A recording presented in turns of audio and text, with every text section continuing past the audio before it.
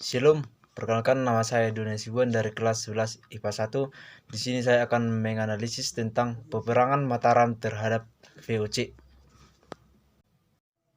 Kemelutan kerebutan kekuasaan Kesultanan Demak menimbulkan kemunduran kejutaan yang wilayah meliputi sebagai besar Pulau Jawa termasuk di Banten Utara.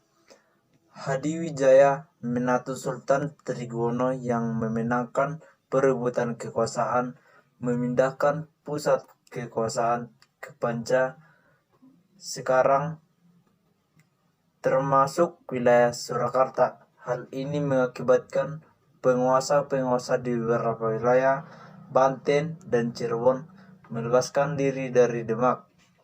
Penguasa Surabaya dan penguasa Madura Sultan Adipati Tupan masing-masing menikahkan kepada Putri Wijaya. Kesultanan Pajang Jak berumur lama. Anak angkat Sultan Adiwijaya yang bernama Sultan Wijaya membangkang terhadap Pajang.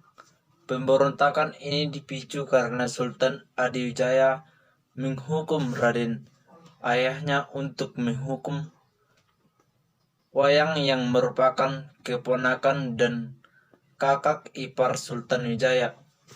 Menghadapi pemberontakan ini, Pajang menyerang Sultan Wijaya, namun penyerangan Pajang ini gagal karena terjadi letusan gunung berapi yang memporak-porandakan pasukan Pajang. Pajang terpaksa mundur, bahkan Sultan Hadiwijaya sendiri terjatuh dari gajahnya dan terluka. Sultan Hadiwijaya meninggal dunia. Dengan kematian Sultan Wijaya, wilayah-wilayah di timur melepaskan diri.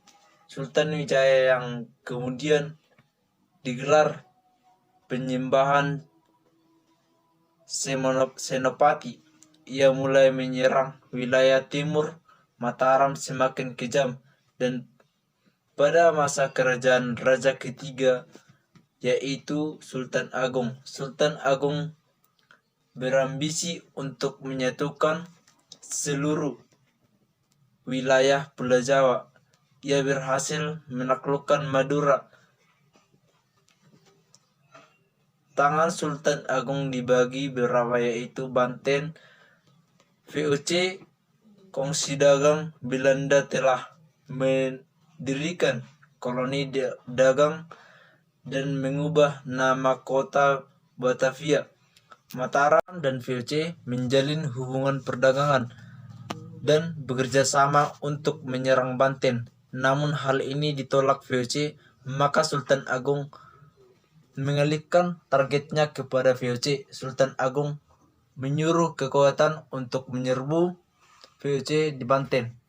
Sultan Agung bekerja sama dengan para penguasa di kerajaan-kerajaan wilayah Nusantara, misalnya dengan Kesultanan Bazar hingga Thailand. Dengan kerjasama ini, Sultan Agung mendapatkan peralatan perang. Mataram juga menjalin kerjasama dengan saling Belanda yaitu Portugis untuk mengamankan Laut Utara. Portugis diizinkan membangun benteng. Selain persenjataan dan luar, Mataram juga membuat peralatan perang. Pada tahun 1923, Sultan Agung memerintah pembuatan meriam raksasa dilakukan di Demak. Menurut Sultan Agung yaitu Awang juga membuat meriam raksasa. Selain di Jawa, raja-raja di Nusantara juga terobsesi dengan meriam raksasa. Setelah pertempuran yang dahsyat 10 hari 40 hari 40 malam, Belanda berhasil menguasai Banten sampai Opu. Kembali ke Nusantara, Sultan Agung mengirim tentara-tentara besar menyerang Batavia pada tahun 1628. Pasukan dikirim melalui jalur laut dan darat. Pada tanggal 22 Agustus 1628, armada 59 kapal yang dipimpin untuk mengumpal Batavia dengan menyamar sebagai pedagang. Keesokan harinya, perahu-perahu Mataram mendarat dan melakukan serangan dadakan dan beberapa orang Belanda terbunuh. Pasukan Mataram dengan jumlah besar mengepung Banten. Pasukan Mataram yang mendekati Banten telah dapat berlindung hingga sasaran empuk Belanda.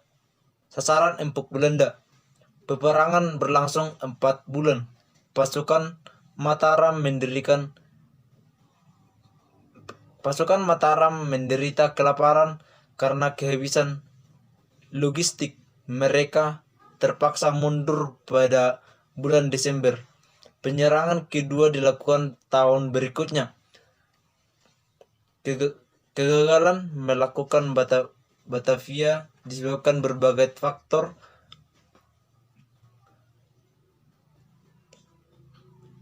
Lemahnya kekuatan Mataram.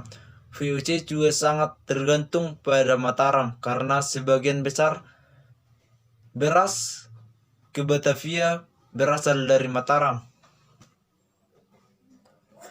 VOC sendiri menyadari dan berusaha untuk berdamai dengan Mataram, namun kerajaan Mataram menolak hal itu.